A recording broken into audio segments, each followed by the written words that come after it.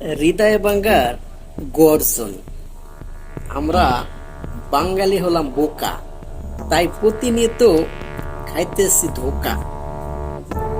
একজন ব্যক্তি কিছুদিন যাবত ফেসবুকে আবেগের কথা বলে ভিডিও আপলোড করে মাসে লক্ষ লক্ষ টাকা ইনকাম করেছে। কিন্তু বর্তমানে আর তোর ফেসবুকে তেমন ইনকাম নেই, তার পকেটটা এখন খালি। তিনি কিভাবে পকেট বাড়ি করতে হবে তার জন্য তিনি একটি বই নিয়ে আসছে, যে বইয়ের নাম হলো হৃদয় ভাঙ্গার গর্জন। আর সেই বইয়ের মূল্য হলো 1000 টাকা। যে বই তৈরি করতে খরচ গিয়েছে পার পিছে 100 টাকা।